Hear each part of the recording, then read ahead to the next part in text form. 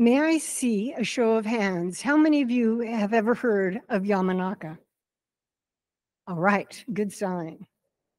Yamanaka, Shinya Yamanaka, in 2006, created a great game-changing technology, which was to create induced pluripotent stem cells. What he took were skin cells that could become, through his process of reprogramming, any cell in the human body.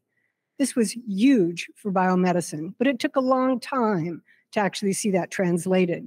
By 2012, he finally was recognized with the Nobel Prize. But since then, in the past decade, his work has been transformative.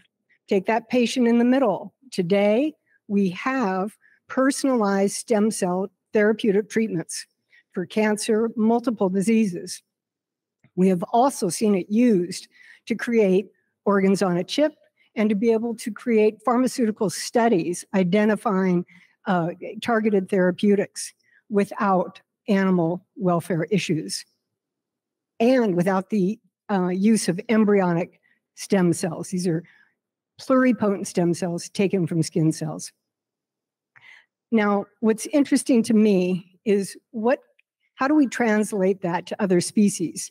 Already, that work is being used in cellular agriculture to create all these great, new foods.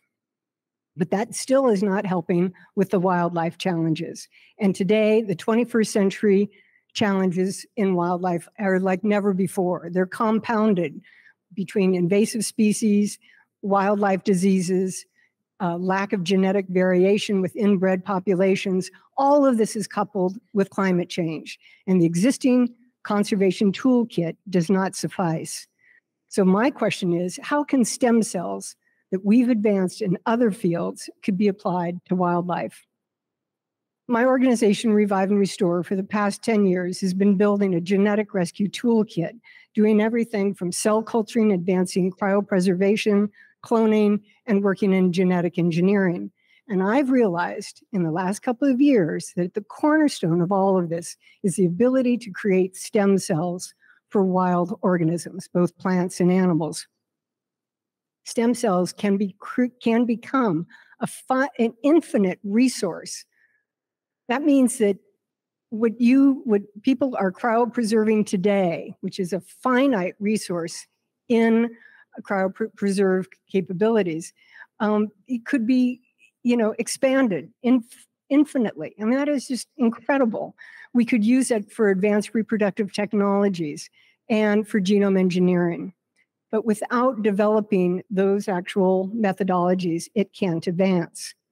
Right now, we know that you can take those pluripotent stem cells and create both sperm and eggs from a single skin tissue. And this is actually being done right now by a company for humans, especially for gay couples. We want to see this move beyond the mouse model and others to help with endangered species. This is being done right now in initial stages with the northern white rhino, which is currently now reproductively extinct. We're doing the same thing, funding research on avian primordial germ cell work, taking it back to the original stem cells. And we're working on coral, which everyone in this room knows is facing an incredible extinction crisis. And if we can cryopreserve coral, which we're working on, we've actually funded the first work in stem cells and achieved stem cells for coral.